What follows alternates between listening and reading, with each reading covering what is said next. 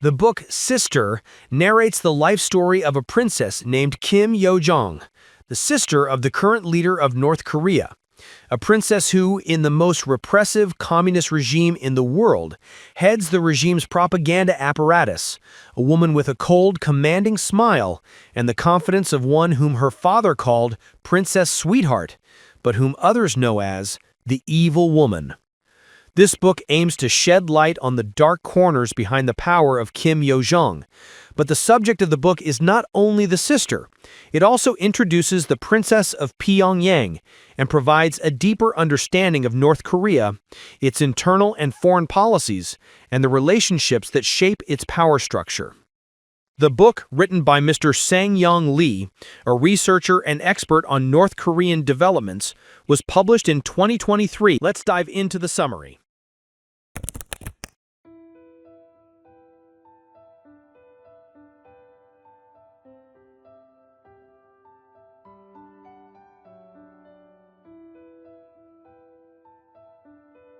On February 9, 2018, a private plane belonging to the leader of North Korea landed in South Korean soil.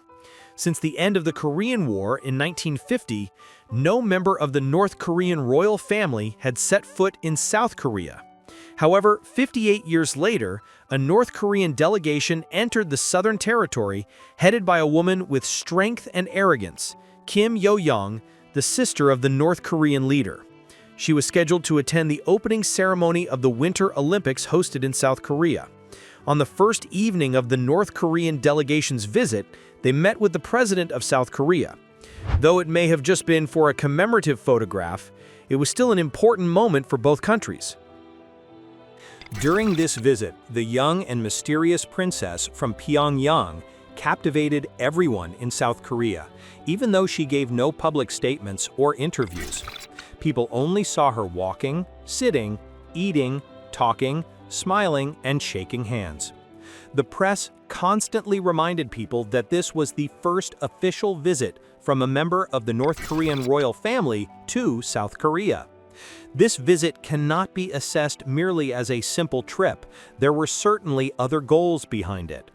A princess from Mount Poktu, a sacred mountain in Korean history, was visiting the southern land. According to Korean legends, the founder of the Korean state was born on this mountain in 2333 BCE. The North Korean government claims that Kim Jong-il, the father of the current leader, was also born on Mount Poktu.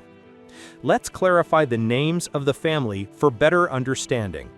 The current leader of North Korea is referred to as Kim III, Kim Jong Un. His father as Kim II, Kim Jong-il, and his grandfather as Kim I, Kim Il-sung, who was the first communist leader of North Korea. The book also focuses on Kim Yo Jong, known as Lady Yo Jong, to simplify our references. Mount Poktu is the most famous and symbolic mountain in Korean history, and it is even mentioned in the national anthems of both North and South Korea. People on both sides of the border regard this mountain as the homeland of the Korean nation. According to government narratives, Kim Il-sung, the first leader of North Korea, fought heroic guerrilla wars against Japan from this mountain. His son, Kim Jong-il, was supposedly born there in February 1942, even though historical records suggest he was actually born in a Soviet military base in the Russian Far East. However, the people of North Korea are told that Kim Jong-il was born on Mount Poktu. Kim Jong-il had several wives, with his most popular wife being the mother of Kim Yo Jong and Kim Jong Un. They were not the only children, as there was an elder brother who, by all expectations, should have been the next leader.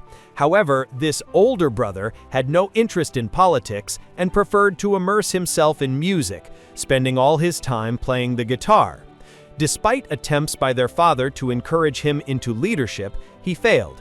So Kim Jong-il chose his younger son, Kim Jong Un, as his successor. However, it wasn't just Kim Jong Un who had a claim to the leadership.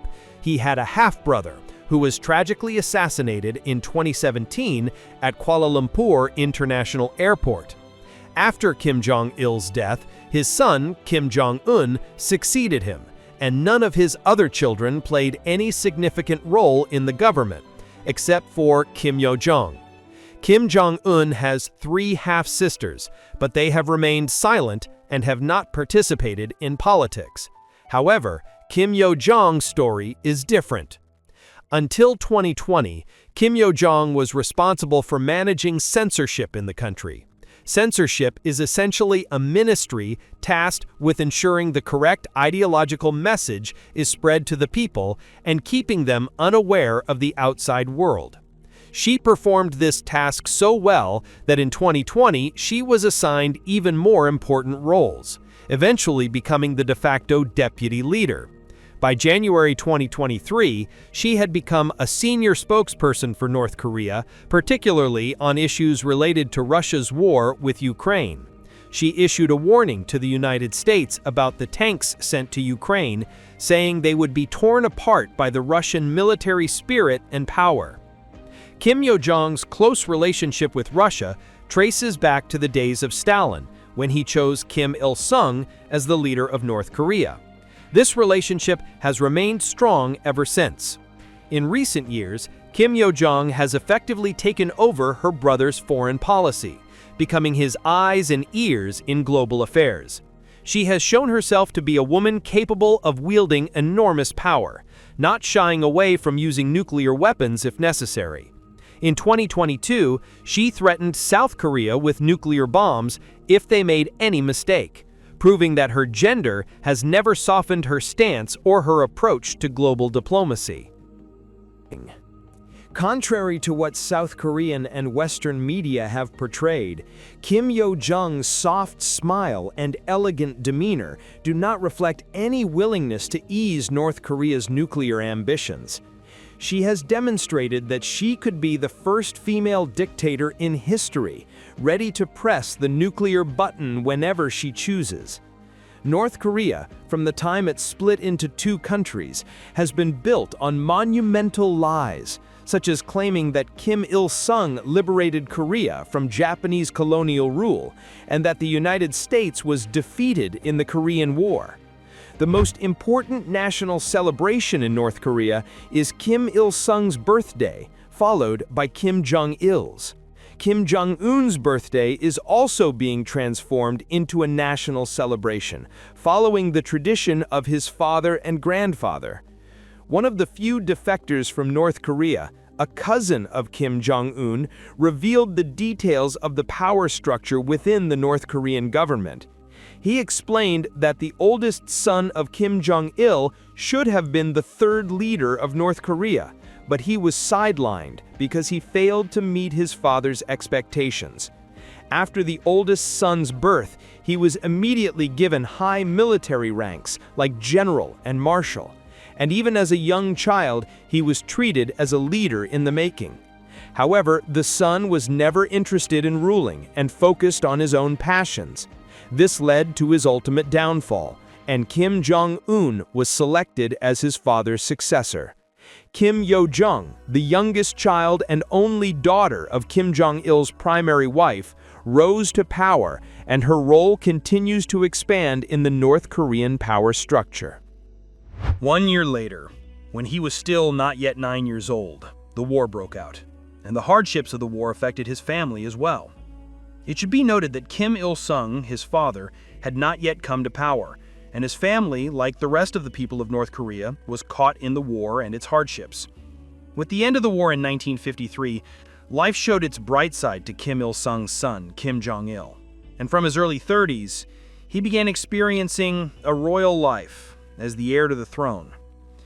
Unlike his father, Kim Jong-il was not very social. He rarely traveled abroad and was not fond of speaking or appearing on television. He only gave one speech at the 1992 military parade on the occasion of the 60th anniversary of the establishment of the Korean People's Revolutionary Army. Despite this, Kim Jong-il was extremely fond of late-night parties. 40 of the country's officials were regulars at his night parties, where everything that was forbidden in North Korea was openly available. For example, all the pop songs from South Korea, which were strictly banned in the North, were played at these parties. Kim Jong-il also had strict rules about not revealing the details of the parties. One of the wives of the 40 regulars who attended these parties was executed by firing squad by the Ministry of State Security. The victim was a university professor in North Korea who had written an anonymous letter of complaint about these shameful parties and asked Kim Il-sung to put an end to such depravity. However, the letter never reached Kim Il-sung, and the secret police delivered it to Kim Jong-il. This event coincided with the time when Kim Jong-il was reviewing his father's documents, and after 1980, even though Kim Il-sung was still alive, real power was completely in the hands of his son, Kim Jong-il.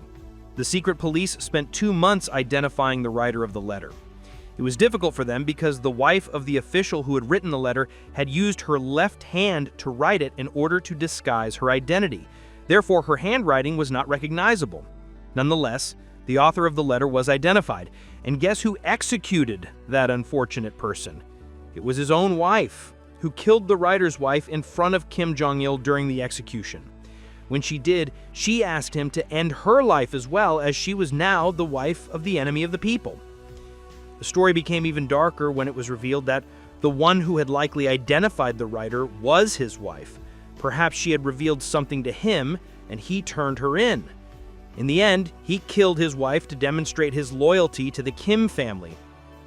Kim Jong-il frequently committed such acts, truly embodying a narcissistic sociopath. These traits were passed down to his son, Kim Jong Un, and his daughter, Kim Yo Jong. During the 1980s, North Korea systematically began abducting Japanese nationals, attempted to assassinate the president of South Korea, and targeted a civilian plane of South Korea in the sky. All these incidents occurred while the leadership appeared to be in the hands of Kim Il-sung, but in practice, the country's affairs were under the legal oversight of Kim Jong-il. There was an incident where North Korean agents tried to bomb the memorial of South Korean martyrs in Rangoon, Burma, during the South Korean president's visit. Only the president's late arrival thwarted their plan. In this explosion, 17 South Korean nationals and 4 Burmese citizens lost their lives. Kim Jong-il's madness didn't stop there. Under his orders, a plan was implemented to abduct foreign women to serve him. In one of the most famous abductions, North Korean agents kidnapped Choi Yun-hee, a famous South Korean movie star, along with her former husband, a renowned film director from South Korea. They were taken to North Korea. Kim Jong-il had a great passion for cinema, and in order to enhance North Korea's film industry, he sought an artistic advisor. This is how he brought these 2 unfortunate individuals to his country. The couple spent 8 years in North Korea. Interestingly, for the first 5 years of their captivity, they had no idea of each other's presence and were kept apart. In March 1983, Kim Jong-il organized an extravagant dinner party, during which he apologized to the couple for having forced them to come to North Korea. It was only then that they saw each other after 5 years of captivity. Afterward, these 2 captives made films for Kim Jong-il to gain his trust, and under severe security measures, they were allowed to travel abroad to make films and return. In March 1986, 3 years after that dinner party, they planned to travel to Hungary for their new film about Genghis Khan. However, during the trip, they changed course to visit Vienna, where they managed to escape from their guards, took a taxi to the U.S. Embassy, and applied for political asylum. Later, they shared their horrifying experiences in North Korea, revealing how Kim Jong-il had ordered the abduction of young girls to serve at his late-night parties, as hostesses, dancers, and so on. In North Korea, things were going well for Kim Jong-il, the billionaire prince, author of thousands of works on various subjects, and holder of nuclear bombs. However, Kim Jong-il's greatest achievement was that he didn't just train 1, but 2 emperors for North Korea. The current leader and his sister, Kim Yo Jong, were trained by Kim Jong-il. In North Korea, even the people and many senior officials have little to no information about the number of Kim Jong-il's wives and children. His children were educated at home and then under false identities sent to study in Geneva and Moscow. Initial information about Kim Jong-il's children was classified until 2009, when the succession of Kim Jong Un was announced. In that year, North Korean state media for the first time published a photo of Kim Jong Un and his sister Kim Yo Jong without naming them. In the photo, the three children of Kim Jong-il accompanied him during a visit to the Vinsan Agricultural University. The third child, Kim Jong-un's younger brother, who had no interest in politics and was absorbed in music and guitar, was also shown in this photo. After this photo was published, someone outside North Korea identified the children's names. This person was none other than Kim Jong-il's personal chef, who several years earlier had gone to Tokyo to purchase some supplies, as usual, under heavy security, but never returned. He later published his memoir and shared his 13-year life story in North Korea, including details about Kim Jong-il's children. However, for several years after the release of this book and until the publication of this family photo, no one had any substantial evidence to verify the chef's claims. He mentioned in interviews that Kim Jong-il always considered his youngest son, who is the current leader, and his youngest daughter, Kim Yo Jong, as worthy of ruling the country. But why didn't the two older brothers of the current leader succeed their father? One of them, as we mentioned, had no interest in politics and was engrossed in his own world of music. But the main reason for the removal of Kim Jong-il's oldest son from the line of succession was a different matter. It was believed that Kim Jong-nam had been involved in helping his aunt, Kim Jong-il's sister-in-law, escape North Korea. His aunt, who had successfully escaped, was among those who managed to flee North Korea, and it was believed that Kim Jong-nam had helped her. But the real reason behind Kim Jong-il's decision to remove Kim Jong-nam from power was more related to his behavior, just like his father. Kim Jong-nam, much like Kim Jong-il, was heavily involved in partying, gambling, and excessive enjoyment. This was not an issue until 2001, when Kim Jong-nam was caught at Tokyo International Airport using a fake passport under the name Pang Si-yun. Pang Si-yun, which means fat bear in Chinese, seemed fitting as Kim Jong-nam was indeed quite chubby. But what was he doing there? He was trying to visit Disneyland in Tokyo with his son and two wives. This arrest was a major embarrassment for the Kim family. Since Kim Jong-nam had done such things repeatedly, he lost favor with his father after this incident. But with his father's money, or rather the money of the poor North Koreans, Kim Jong-nam continued gambling and living lavishly, but he no longer had any role in the government. Therefore, it was Kim Jong-un who was chosen as the successor. Several years later, after Kim Jong-un came to power, he had Kim Jong-nam killed at Kuala Lumpur Airport in a Hollywood-style assassination. We have now arrived at the period of political education for Kim Jong-un and his sister Kim Yo Jong between 2007 and 2009. During this time, they learned from their father about politics and how to continue the Kim family's political legacy in the world. They learned that threatening war and developing weapons of mass destruction should always be part of their strategy, and then they should sit at the negotiating table, convincing the other party that they have no choice but to give in. In the end, they just bought time in negotiations, continued moving forward, and took control of the situation. They also learned to make the most of the minimal concessions they had. To better understand their intentions, I'll share with you the story of two American women held captive in North Korea. These two women were journalists, and in 2009 they had come to the North Korean-Chinese border to make a documentary. The documentary was about women who escaped North Korea only to be exploited as sex workers in China. The film crew aimed to highlight the dire conditions these women faced. However, while they were near the border, it seems they unknowingly crossed into North Korea's territory and border guards attacked them. The rest of the team managed to escape, but these two women were arrested and sentenced to 10 to 12 years of hard labor on charges of illegal entry and hostile actions against North Korea. Now, the second team had two valuable cards, two American female journalists. Negotiations for their release took place between two enemies, the United States and North Korea, during Barack Obama's presidency. Soon, the North Koreans made their unofficial request clear.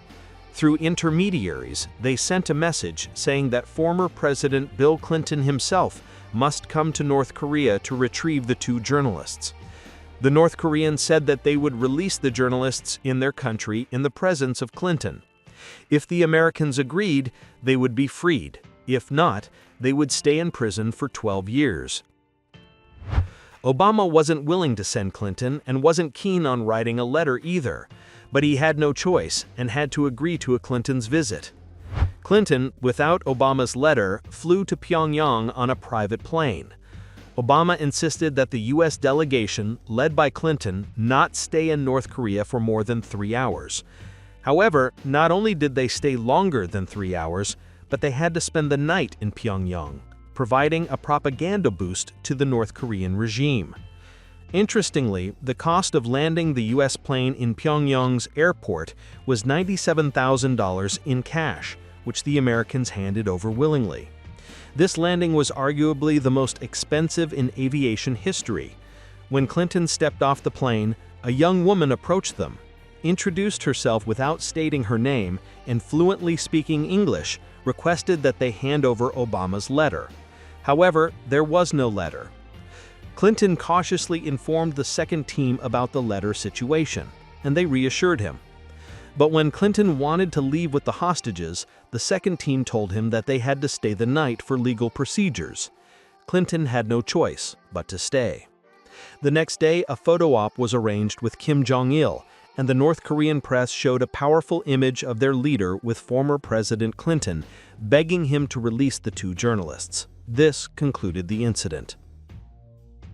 What caught the attention of the American delegation most during their 20-hour stay was the presence of Kim Jong-il's sister, Kim Yo Jong, in every scene.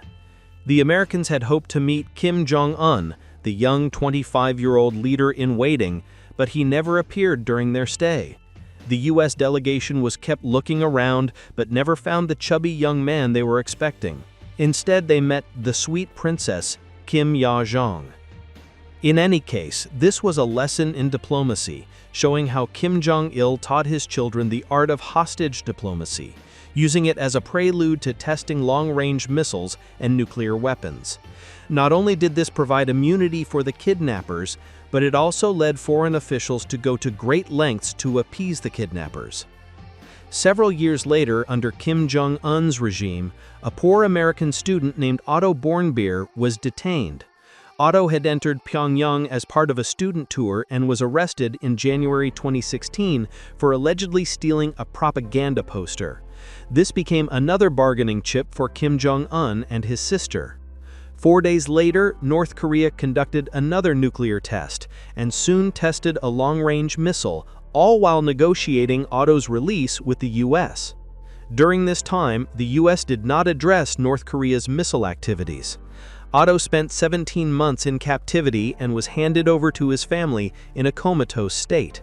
After using him politically, Kim Jong-un and his sister delivered Otto, who died a week later in the U.S. On the 10th of June 2018, Kim's sister and her companions traveled to Singapore to meet Trump, and 2 days later, around 9 a.m., the two leaders shook hands for the first time in front of the eyes of the world. This historic day ended with a lunch banquet and the signing of a joint statement. The mutual interest in holding the signing ceremony showed that Trump and Kim cared more about the image of the agreement than the substance, as there was really no special agreement and everything was just for show. At the signing ceremony, Miss Yo Jong pulled out a chair for her brother and placed a special pen on the table. Both Pompeo and Kim held 2 folders containing the Korean and English versions of the agreement, and when they signed the agreement, they accidentally swapped folders. Later, the folders were exchanged. Despite this meeting, shortly thereafter, in January, Trump called the North Korean leader a ruthless dictator and a corrupt figure, even though this very dictator had convinced the United States not only to set aside the human rights issue, but also, during a joint press conference after the summit, Trump called Kim a very talented, deserving, and intelligent man. With all this, in February of the following year, in 2019, Kim and Trump met again, this time in Vietnam. Despite North and South Korea's efforts to persuade the United States to lift sanctions on Kim's regime, the second summit ended in deadlock with no agreement. The sanctions remained in place. In the first half of 2018, in an effort to encourage the President of the United States to meet for their first meeting in Singapore, Pyongyang took symbolic actions such as blowing up the entrance of an old underground nuclear facility, temporarily shutting down one of the nuclear sites, and also closing part of the missile launch site. However, after the failure of the second summit, these three nuclear facilities gradually reopened, and the only thing that didn't reopen was the hearts of the North Korean siblings. During their trip to Vietnam, the third team and his sister traveled 4,500 kilometers by train for 69 hours. One night, the sister and brother stopped for rest in the city of Nanning, China, 200 kilometers from Vietnam. At that moment, a film was recorded showing the North Korean leader smoking a cigarette while his sister held the crystal ashtray in front of him. This image led experts to give Miss Yo Jong the nickname devotee, but what she was doing in that scene was anything but subservience. Yo Jong in that moment was her true self. She was the only person Kim trusted completely and could approach the leader at any moment, even without being summoned. She never appeared as a charming secretary, but as a loving mother with very high self-confidence. She held that ashtray to make sure no cigarette butt with her brother's DNA was left for intelligence agencies to find. Only Yo Jong and the leader's wife, who has this kind of access, could do this. The difference is that the First Lady is not a political figure, and in the realm of political governance, no one else has the right to enter this domain except for the dear younger sister of the leader. During the Vietnam trip, the third team and his sister suffered an unexpected failure. They had endured the long train ride in the hope that Trump would give them the green light. In the past, their father had used the same tactic in 1994, 2005, 2007, and 2008. In exchange for North Korea shutting down its reactor for a few months or years, previous U.S. presidents had made generous contributions, more than $3 billion in fuel and food, and tens of times that amount from South Korea had been received. At that time, Emotional and exciting. Millions of people around the world were watching them. This was the moment that was supposed to transform the third team from a chubby, mad missile man to an ordinary statesman. The third team still hadn't taken its hand off the nuclear button. He was still managing the labor camps and political prisoners.